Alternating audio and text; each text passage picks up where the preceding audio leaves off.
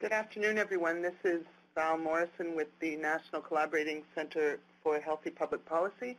Welcome to the webinar today, and thank you for attending. The webinar on practical approaches to wicked problems, what works. We will go through a few technical details first. You should see the slide that asks you if you can hear us. That the webinar has started, so please turn off your speakers on your computer and use the teleconference number that appears on the screen along with the code, as well as anyone from outside of Canada or the U.S. can follow instructions that are provided there. Once you're on the teleconference line on the phone, please mute your telephone by pressing *6 to cut down on any background noise. And keep in mind that since we do have a very large number of participants registered for today's webinar, we will be blocking the phone line, so we won't be able to take questions via the phone lines, but we will take questions via the chat box that appears on your screen. So anytime that you have a question that you'd like to ask, there will be people monitoring the chat box. So you can feel free to ask questions or exchange information, add comments if you like, and periodically throughout the webinar, we will try to get to as many questions as we can. Please also note that we're recording the webinar and it will be available on our website, and that will include anything that is written in the chat. So if you're asking questions or exchanging comments and information, please be aware that that will be publicly available on our website after the webinar today. So as I mentioned, I am Val Morrison, Research Officer here at the National Collaborating Center for Healthy Public Policy. Joining me today is Mylène Magloire, who has been involved from the start in planning the webinar and setting up the logistics and doing all of the technical support for today, so thank you, Mylène. And joining us also for the webinar today is Marianne Jacques, who will be helping monitor the chat and taking and perhaps reading any questions that come up during the webinar. So thank you to both Mylène and Marianne for being with us today. Because the webinar today is accredited, I am obliged to declare that I have no real or potential conflict of interest with today's material. As many of you know, the National Collaborating Centers for Public Health are a network of 6 centers set up across Canada with different areas of specialization, including the National Collaborating Center, or NCC, for Aboriginal Health, the NCC for Environmental Health, the NCC for Infectious Diseases, the NCC for Methods and Tools, and the NCC for Determinants of Health, as well as the NCCHPP hosting the webinar today. That is the NCC for Healthy Public Policy. Our mandate here at the NCCHPP is to support public health actors in their efforts to promote healthy public policies. So some of the areas that we focus on include the effects of public policies on health, include generating and using knowledge about various policies. And when we talk about healthy public policy, generally we're referring to policies that exist outside of the formal healthcare sector, but that affect the health of populations. So before we get into the material for the webinar today, we have a few questions that Mylène is going to put up that we'll ask you to answer. And the first is where you're joining us from today, where you work.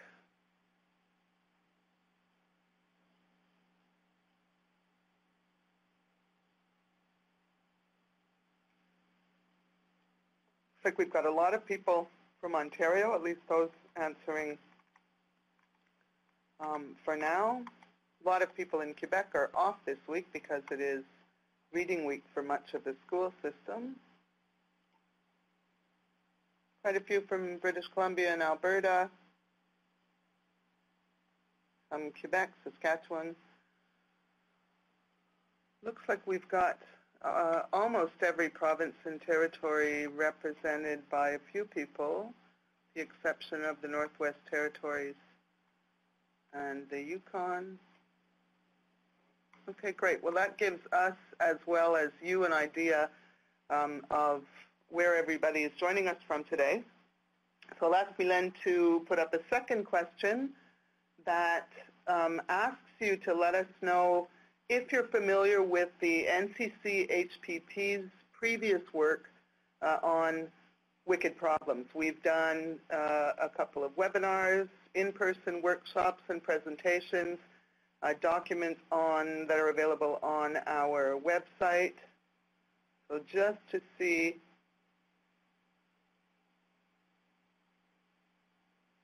that we've got just about everybody, although I can give you the option to say none of the above. So it looks like no one here has actually attended an in-person workshop. A few of you have attended webinars or a webinar, and some of you have read material on the website or a mixture of both. So that's good. That was about what we had anticipated, because the first part of today's webinar will be a summary of some of what we've previously done, but it will be something that I'll go through fairly quickly. I had planned that in anticipation of you having some knowledge of this material. So the final question Mylène's going to put up, to give us a sense of the context in which you're joining us, from which you're joining us today, whether you are in a room with colleagues, other people, or whether you are attending alone, which will affect the kind of conversations you might be able to have, although I suppose you're free to talk to yourselves if you like to do that. So it looks like the overwhelming majority is attending alone in front of your computer, with just a little over 6% of those who've joined so far being with colleagues. Okay, great. Thanks. So as I said earlier, the first part of the webinar I'll try to go through fairly quickly, but our objectives for today are to see if we can differentiate a couple of different practical approaches to addressing wicked problems. When we're talking about wicked problems, as many of you probably know, it's difficult to have a kind of simple hands-on tool for working with them. So when we say practical approaches, keep in mind that the practical is meant to be to reflect the different types of ways that we might think about wicked problems and the resolution, rather than a sort of series of tools for addressing them. So in doing that, we want to increase your capacity to act on wicked problems, specifically in the area of public health. And towards the end of the webinar, we will try to understand the importance, that should say, of clumsy or polyrational solutions. I'll explain what I mean by those a little bit later, and talk about the considerations that we might have for what some have called a post-normal dialogue or post-normal dialogues. So in terms of an outline, again, I will go through some of what some of you are already familiar with in different forms or others, and talk about dialogue mapping and the primary components of that particular approach to coping with wicked problems. And then we'll talk about what are sometimes called the clumsy solutions or messy solutions to wicked problems, and talk specifically about the contributions of cultural theory and different forms of social solidarities and polyrationality, and as I said a second ago, post-normal, quote-unquote post-normal dialogue. So by way of summary then, the concept of wicked problems was first used in 1973 by Rittel and Weber in a paper called Dilemmas in a General Theory of Planning in the journal Policy Studies. And they were interested in a particular type of problem that they felt that we encountered in public policy that was different from the types of problems that were encountered in the pure sciences. And so they were interested in understanding those problems and in attempting to solve those problems, and particularly in arguing that these types of problems can't be solved the same way that problems in the pure or applied sciences can be. Other terms that are used sometimes to refer to wicked problems include messy problems or social messes, messy policy problems. All have definitional criteria in common, at least some of the 6 that are here. Some people have more, some have a few less, although not very many less. But very briefly, wicked problems cannot be defined once and for all. So again, unlike problems in the natural sciences, the definition of the problem is difficult to come by and one over which there is rarely broad agreement. There's no precise stopping point or point when we know that a wicked problem has been solved.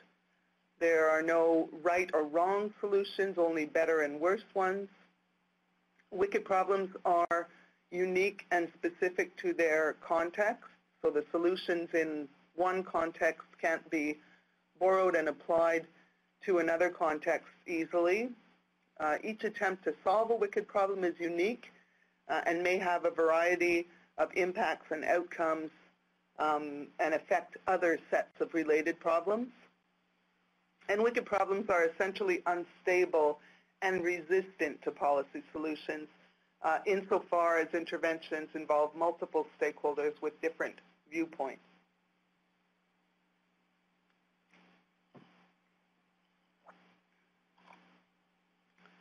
This table, which has appeared in a couple of documents that we've published and that are available, but just to give you the visual difference between wicked problems and what are often called, what Rittel and Weber call tame problems.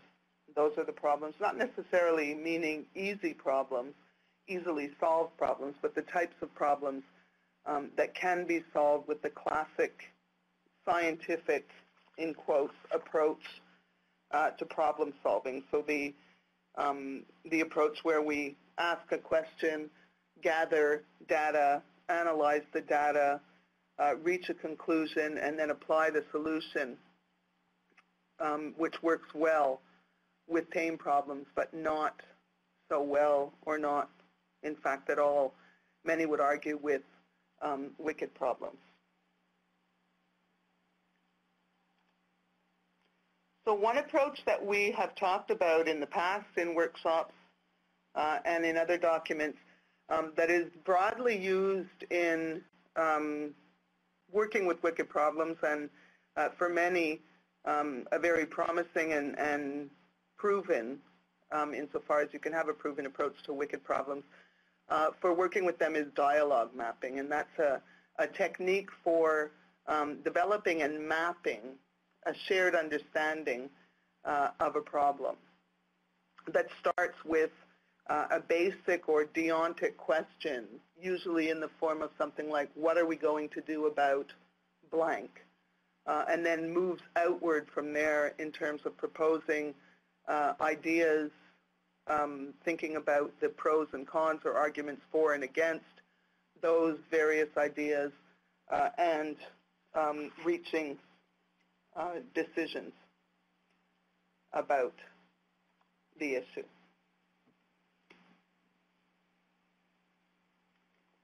So the key ingredients in this particular strategy for coping with wicked problems, and for many strategies that have developed that are similar to or related to dialogue mapping, The key ingredients are collaboration, so as broad as possible a collaboration between different actors from different backgrounds in different roles working together towards strategies for coping with a wicked problem. The second key ingredient is dialogue. I'll talk about that a little bit more in a second.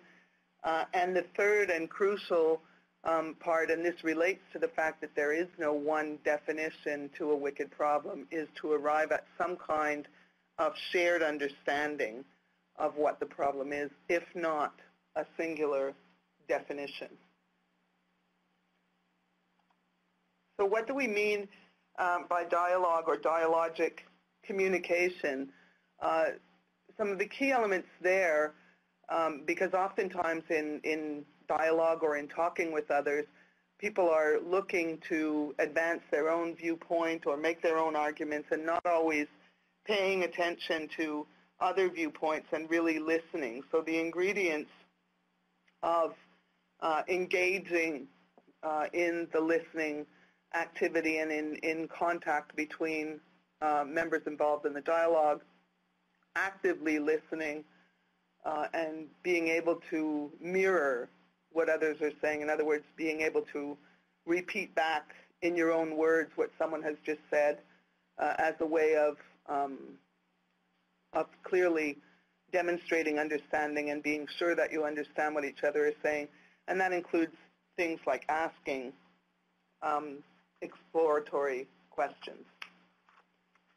So again, this table we've used before. I won't elaborate too much on it, but shows the difference between discussion, debate, and dialogue. And many have argued that we often think that we're having dialogues when we're participating in roundtables or even when we're in meetings with colleagues. But we are in fact often engaging in debate, in attempting to succeed at a debate or succeed at convincing others to see things our way, or engaging in discussion, but very rarely, in fact, are we engaged in dialogue where we're really looking for shared meaning, to broaden our own perspectives, to come up with some kind of a collective meaning. So as an illustration of what a dialogue map might look like, again, this particular map is available on our website as an example, but it shows in just a small part of one map that looks at the issue of health inequalities and specifically the proposed way of dealing with health inequalities on the sort of upper towards the middle left here of the strategy of reducing poverty as and one way of reducing health inequalities, and then follows out from that questions including how can we reduce poverty, and then ideas about how we might be able to do that. The plus nodes there are pros or arguments for that particular strategy. And again, the goal here is to capture a dialogue, capture this discussion between people in a visual way so that it can be shared and so that people can understand how these different ideas not only were reached within the group, but how they may help with the goal, in this case, in the example, of how to resolve health inequalities. So by way of example, and by no means an example that we'll talk about in detail, but you might think about this, and perhaps if more of you had been in a room with several people, I may have given you a little bit of time to do this, but since most of you are alone in front of your computers, if we think about the challenging, some say, wicked problem of an aging population and particular concerns for public health with a aging population, and the issue of living conditions for seniors in your region, you might start thinking about this type of issue by asking yourself who needs to be involved in a discussion about this in your particular, whether it's an organization or a health region. Yeah, and so the first thing you might want to think about there is a list of stakeholders who needs to be involved in any discussion, and how would you foster a dialogue around this issue. So as an example, what I used a different type of software than the one I just showed you to give you an idea of what a map might look like when it starts, and that is one that starts with the question, what are we going to do to improve the autonomous living conditions of seniors in Canada or in your region, in your city, etc. So this very small, underdeveloped map, but again, to give you an idea of how you might start one, this one uses software that's readily available online called Simple Mind. There are others out there. There's another one that's quite easy to use and accessible called Mind Node. But this one, you can see the same idea of beginning with one question around the issue that you're interested in, the wicked problem that you want to work towards resolving, and then from there, adding nodes with different ideas, and also different questions on the bottom here. You might have a question about, a conceptual question about what do we mean by autonomous living conditions, for example, or what do we mean by an aging population. You might have a background question. You might want to know what the statistics are on aging in your region or in Canada. And you might have a question about stakeholders. Again, the question about who needs to be involved in this particular discussion. And then you have these different ideas of arguments for and against that can all be added to. So you see I've left on in the middle the kind of purple one coming out from the center of the question. So you might have an idea, for example, to increase housing for seniors, and then where the nodes are on the first pro argument, you might add, that an argument for increased housing that allows for autonomous living conditions would increase the care available to seniors, but you might have an argument against that it would also increase the cost of housing for seniors. So you can add really as many nodes as you want to each of these ideas. And that's really the idea, so that you're not limiting yourself to only a couple of ideas, so that you can really capture the full potential discourse. I'll take just a second there to see if, no, there's no need to answer questions yet, but maybe we'll be able to come back in a little bit if there is some.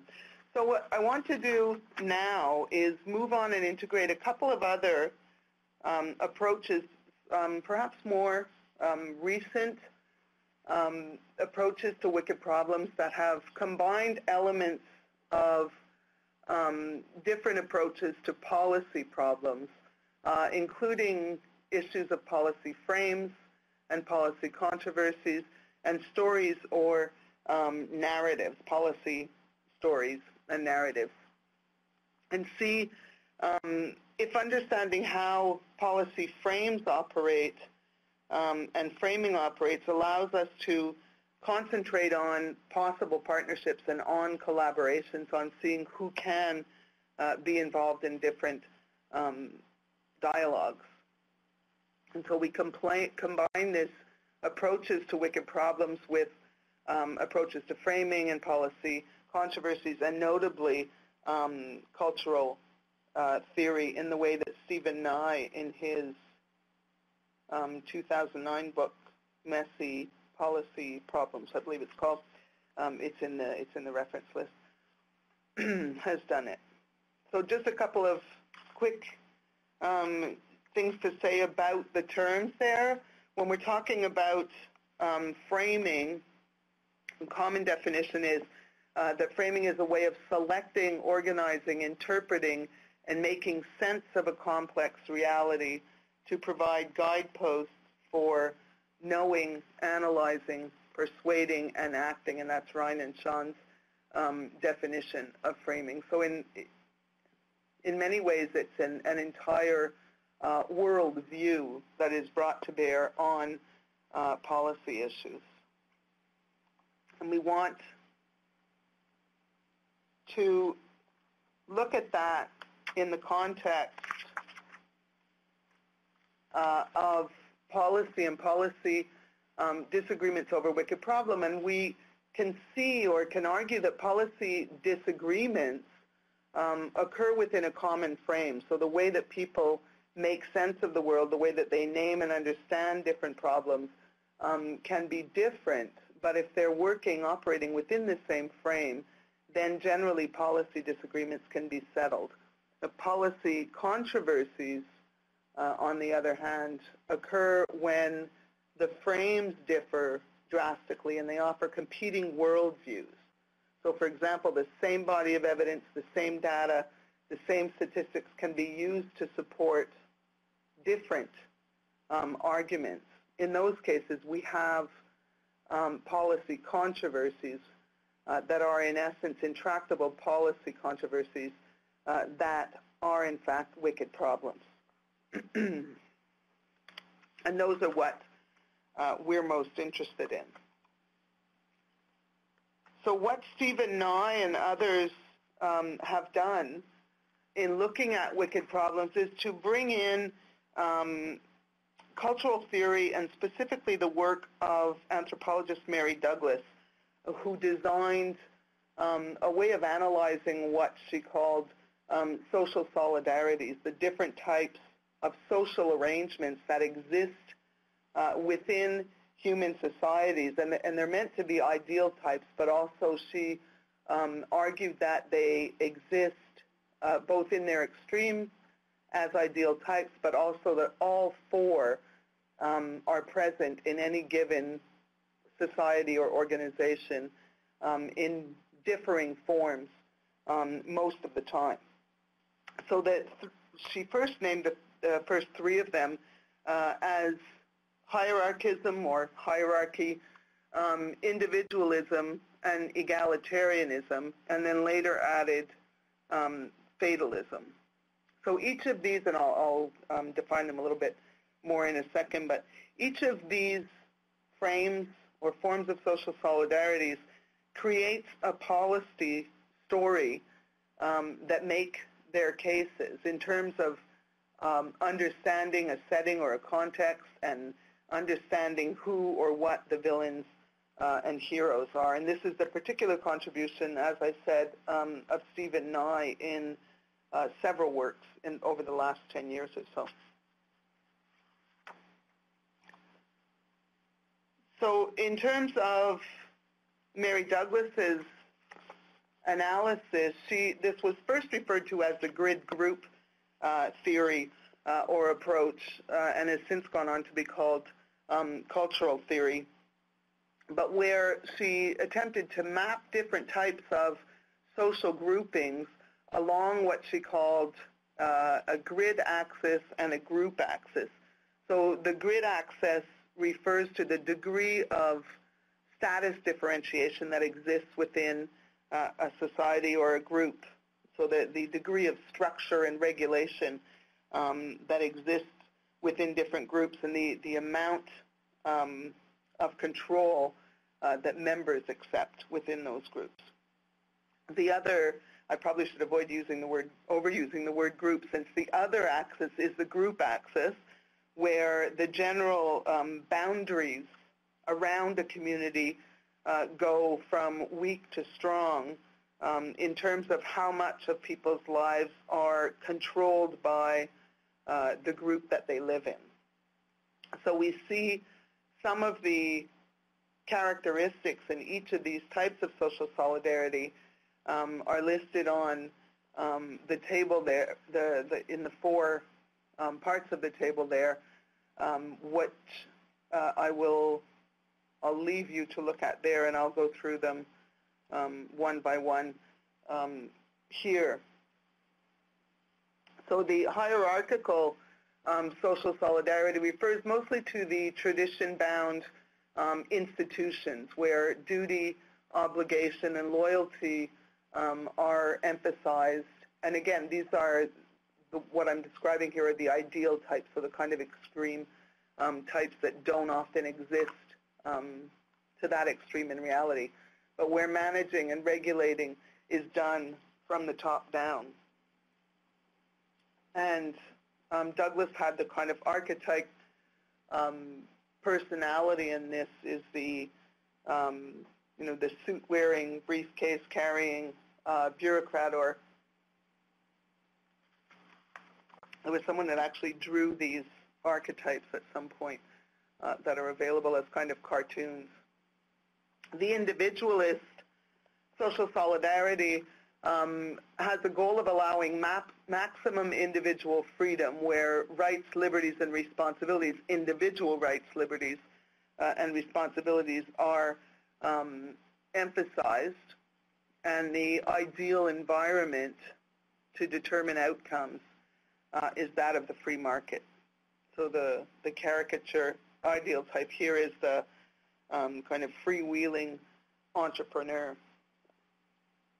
And then the third type of social solidarity, worldview or frame, is an egalitarian one where members do not differentiate so much between themselves, but with the outside, with those who are not members of the group. And this type of egalitarian solidarity is often quite fluid, not stable, where there's an emphasis on rejecting hierarchy and authoritarian institutions. And then finally, the later addition to Douglas's way of viewing social solidarities is the fatalist social solidarity, whose members remain often isolated and see little purpose in participating in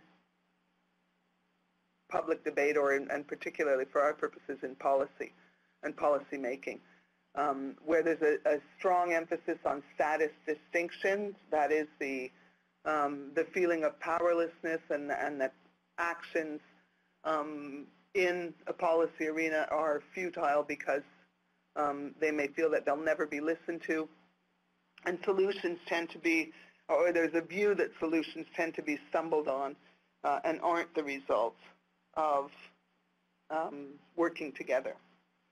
So each of these frames or social solidarities guides the perception of problems as well as of policy solutions.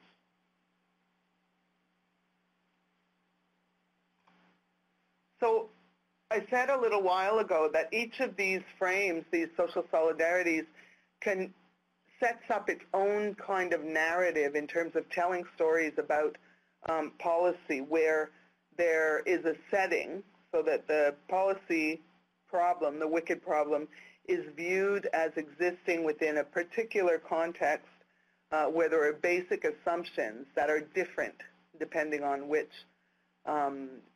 point of view or which worldview we look at it from. The villains are made up of naming the problem, of the way the problem is viewed, and of who or what is the cause of the problem. And heroes are the proposed policy solutions and who or what might be responsible. So for example, again, combining kind of dialogue mapping with this type of approach, we might, in continuing with our broad example of an aging population and policy issues that often come up, and this is one area that Stephen Nye analyzes, of different ways of viewing the need for or the non-need for pension reforms in most Western advanced industrial nations. And it can be useful to look at this from the various policy frames, and oftentimes the fourth one, fatalism, is left out in this type of analysis because there's essentially a view that fatalists don't feel that it's worthwhile or even possible to contribute to policy change and policy discussions in this way. But so we can imagine different possibilities from each of the three perspectives there in terms of how does the individualist social solidarity see the setting, who are the villains, and who are the heroes, or what are the villains, what's the cause of the problems, who are the heroes. And I would refer you to, because it's beyond the scope of our discussion today, but again, Stephen Nye's work that maps this out in analyzing these different approaches to the issue of aging and to pension reform. So I think Marianne says we have a question. Yeah, there's a question in the chat box. A participant asks that she's seen the grid that you were referring to, and in that grid, hierarchy was called collectivism. Would that be the same model and a different terminology, or are you aware of that terminology? I see the question. I'm picturing what is often a grid made of different political positioning, where we see, and it might not be what's being referred to, but where collectivism, conservatism, liberalism, etc., are mapped on that type of grid. And yes, I think it's similar, but no, it's not the same approach, and I don't think it's meant to do the same thing, but I do think I know what's being referred to, yeah. It's generally used in talking about political systems, governments. And another question was referring to, is there any, in the public health domain, is there any evidence of effectiveness of dialogue mapping, or the methods, other methods that you mentioned? I'm just kind of stumbling on the word effectiveness, which is difficult to measure when you're talking about wicked problems. There's certainly work that has been done that has attempted to make changes in what I would perhaps call healthy public policy. It's the distinction between public health specifically, but some of the work that's been done by the Clutch Nexus Institute on things like specific effects of climate change and approaches to climate change and resource management and that kind of thing that has been shown to be effective. I'd have to look up for specific examples, but I'm certainly willing to do that if someone wants to contact me and send links, or I don't have them on top of mind right now, but yes, there are.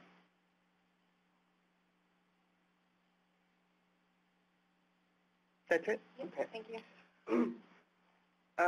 Okay, I'm going to move on now as we move towards the final sort of part of this and fairly newer approaches, and using these same tools, but in approaching what's sometimes been called post-science era or post-scientific era, and sometimes post-normal dialogue. And I suppose it's probably worthwhile to distinguish that from some of the terms that we hear recently, like fake news or alternative facts. It's not used in that sense, but in talking about the approach that is specific to those used with wicked problems, in arguing that the grand narrative of science discourse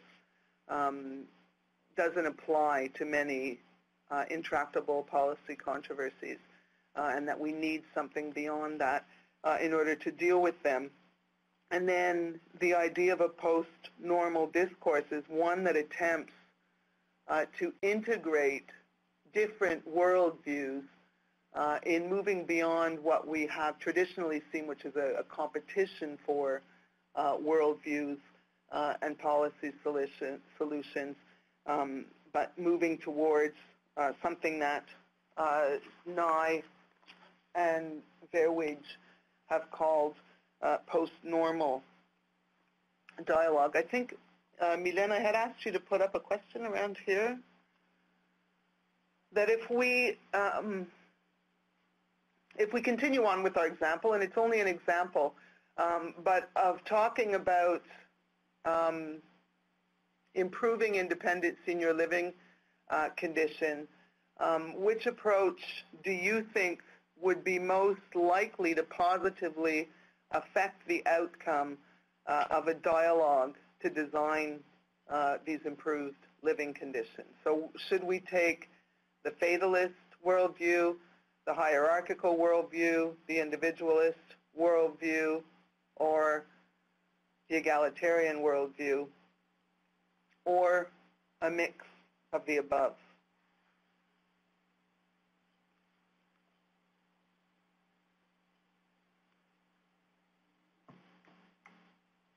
I'm seeing an awful lot of people, everybody, between egalitarian and a mix of the above.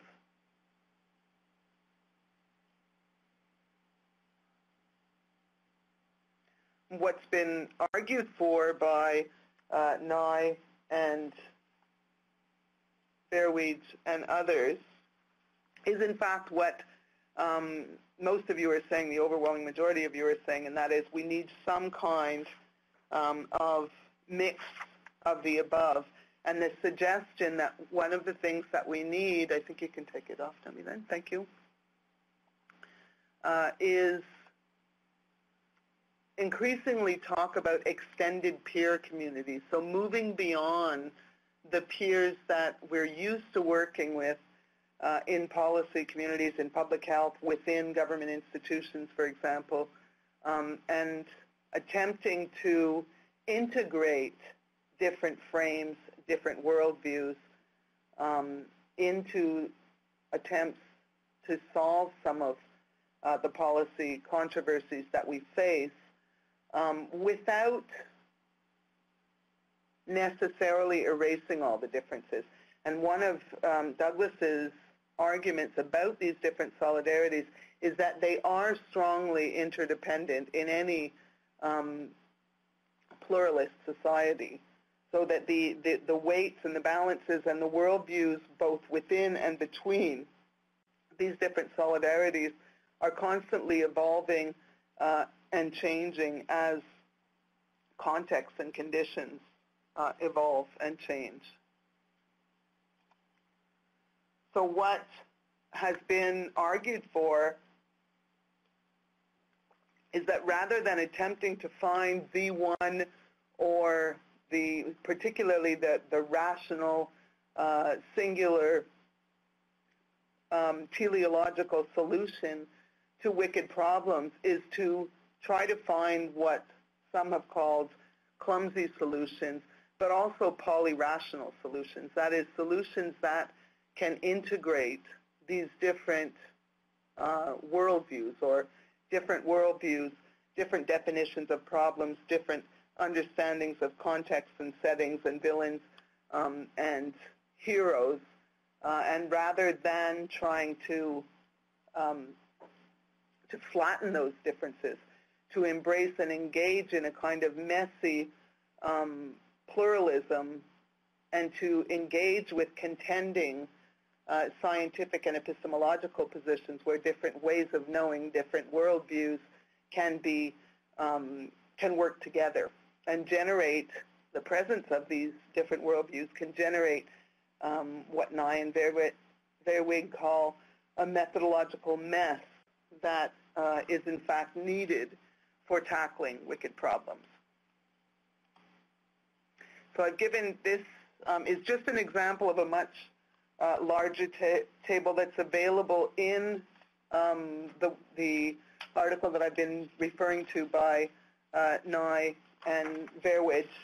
But if you look at the types of considerations for trying to generate clumsy solutions from each of the four worldviews that are set out by Douglas's work, you can look at the questions that they ask on the left there, including who should contribute to a dialogue, when, where, and with whom should that contribution happen, how should we structure the space in which decision-making takes place, how do you attract and motivate people, how to divide the tasks, etc. And they go through, for each of those, and again, there's a full page and a half of this table that's available in the publication, but not on this slide for reasons of clarity. But they go through individualism, egalitarianism, hierarchy, and fatalism, and answer these types of questions. And doing that can be useful in trying to see where we can find mutual agreement between worldviews. So on which issues might individualism and hierarchy, for example, agree on one of these questions? Or where might there be mutual rejection by two or more of the worldviews? And in that way, we can tease out the kind of things that they might have in common and find ways where some kind of clumsy solution can be reached, but also importantly, maybe find ways where partnerships and collaboration on a particular issue might not be possible, and some other type of avenue might have to be explored in order to move forward. So the idea there is that there will be some areas or some issues where there might be incompatibility between different worldviews and where there's no hope of an outcome, but there certainly will also be others where there will be agreement between two or more of these different worldviews. And there can sometimes be a danger in adapting or in using only one of these approaches, in the sense that even using, for example, some of you, and I think many of us would perhaps in public health fall into that category of choosing egalitarianism as the desirable worldview from which to attack many social problems. But it's useful to keep in mind that we may, it's going to sound tautological, but we may favor that one because we favor that one. In other words, for some people from different social solidarities or viewpoints, we would still be imposing one frame. And so it's important to try to find different possibilities. I think I'm going to ask Marianne if there are any questions to give my voice a 30-second rest. No? No, sorry. She says I can't have one. Okay, I'll just take a sip of water then. Okay, so I think we've, I've reached close to the end, just some concluding comments. And that is that most public policy problems are wicked in nature. This is material we've covered before in the sense that most social problems by their nature have at least elements of wickedness, and that these types of problems need to be addressed differently than other tame or even complex problems. That is, they need to be tackled differently than the classic problems of science, where collaboration and dialogue are essential, but where we need to think about what collaboration can look like and what dialogue can mean, and that mapping these dialogues can be useful in reaching decisions on how to tackle these problems. But also, and this is coming out of more recent work, and that is that the most promising dialogues are what is increasingly being referred to as the post-normal ones, and that they may allow us to integrate polyrational approaches, and that is crucial to tackling wicked problems. So I think that I'm going to stop there. And I'll just put up, we'll see if there are any questions, but I'll put up the reference slides there, because particularly the Nye and Verweij article towards the bottom there, where you can see that table that I showed just a small part of, that's very useful for thinking about some of these ideas. Questions, Marianne, that you've noticed? Well, there's a question here. Sorry, I'm just going to move up. So there's a question about what do you think are the most common reasons that consensus is not reached in the public health domain, and how does dialogue mapping help solve those most common reasons? I think there are a lot of reasons that consensus isn't reached, and the one thing that maybe we haven't talked about, or that I haven't talked about here, but that has come up in workshops and other discussions that we've done, and that is that most public health institutions, if I can put it like that, are, by their very nature, hierarchically divided. And so the conditions for dialogue and for different positions to be viewed equally is difficult and challenging. But if that is acknowledged, and if there's a willingness to go beyond that, or to flatten those differences for the purposes of this exercise, then at least it's possible to talk about it. I think I'd forgotten the second part of the question there. How does dialogue mapping help solve those common reasons? I guess you touched. Yeah, well, it's in the premise for a dialogue mapping, or for doing any of these approaches. If you are explicitly saying we're going to look at it from the point of view of polyrationality, then you're saying that each worldview is equally valid. And so in combining those, I think you have to flatten both the ideas that some people matter more than others, which makes sense from the hierarchical world viewpoint, and that some approaches to knowledge are more valid. And if you can open up both of those areas, then at least allow the possibility for dialogue. And you need to do it in other ways too. I realize I just made it sound like the only one that needs to collapse is the hierarchical one. The others also need to acknowledge the validity of the theory. Thank you for that. Another question was the main difference between a wicked problem and a complex problem. Oh, I was sorry to see that I'd left that on there. There are a couple different approaches to those distinctions. You can find that in documents on our website, particularly on the fact sheet on wicked problems, where we make a distinction along the same lines as Nancy Roberts does, and others do as well, but that is that complex problems are problems where people agree on the nature of the problem, but not on the solutions. And complex problems from that point of view are a particular kind of tame problem. So they're not wicked problems in the fullest sense. There is another framework, particularly the Kynefin framework, that adapts systems theory to different types of problems, and they set out complex problems as something different. So if that's what you're thinking about, we do in other work make that distinction clear.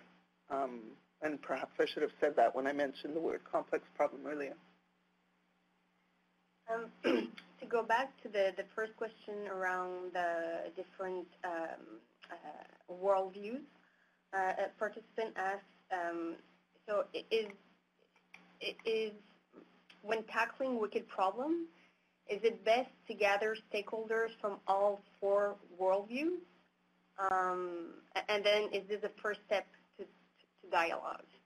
I think if you can, if you've got the time, not all of us do, but if you can do that first mapping out of the policy stories or narratives, if you can figure out what the different viewpoints adapted to the context in which you are, what the context or setting is for one way of viewing the problem, who the heroes and villains are for each of those different approaches. It's not easy because most of us will have one of those approaches and think that we're probably right in that. But if you can see those narratives and then you can ask the questions that are highlighted in the Nye and Verweeg article, and maybe add others about where can we find agreement, and then yes, that's a starting point to seeing if it's possible, and then from there going on, because one of the things, for example, that will be affected by these different forms of frames and social solidarities is who should contribute, how they should contribute, what should be the type of form that we use. And in fact, if people are interested, someone was also asking which Nye article I highlighted. I actually highlighted both, but just because it fits with what I was just saying. The Stephen Nye, the 2009, is a book, and it's in that book where he uses narrative analysis from cultural theory to analyze transport policy, aging, and climate change, but he also spells out what it is. And in the Nye and Verweeg article, that's where the table comes from. But the object of that particular article is that they are trying to figure out on the basis of this type of analysis what the most promising types of dialogues, deliberative dialogues, and various practices in hosting and holding dialogues on policy issues in these terms, which ones are the most promising. That's sort of what they're doing with that article. So it's useful, it's doubly useful in terms of thinking about it, but also they do point out which they think would be the best approaches to doing that. And then another question, I guess this might be the last one because we're at the end of the webinar, but a participant asked, she's wondering if all this could be appropriate to apply to as part of a health impact assessment process? Could it be useful in, I don't see why not. I'd have to think about specifically where it could be applied, but yeah, probably.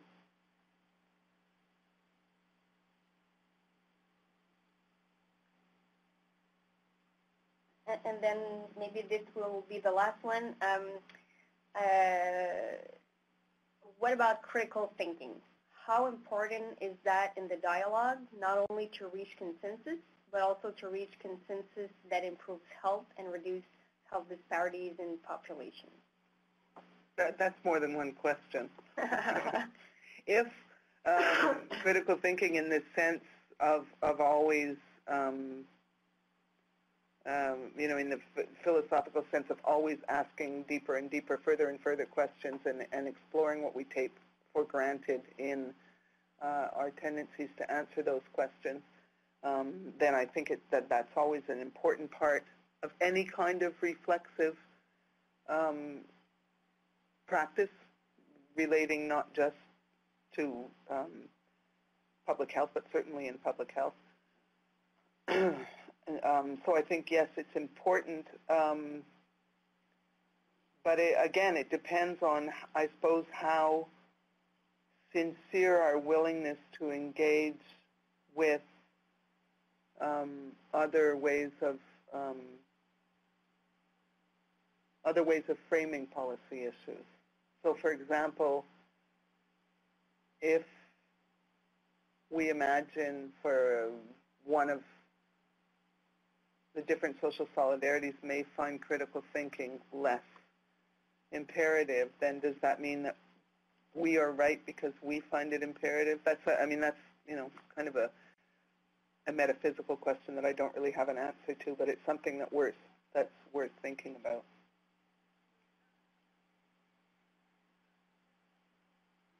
I think that yes, in fact, we're 1 minute past the deadline. Thank you, everybody. Thank you for participating. Thank you for the questions, and you will be shortly sent a request for evaluating today's webinar, and please take the time to fill those out. We use them in designing further webinars and trying to stay in touch with the needs and wants of our users. So thanks, everyone, and thanks again to Mylène and Marianne for their participation and help on the webinar.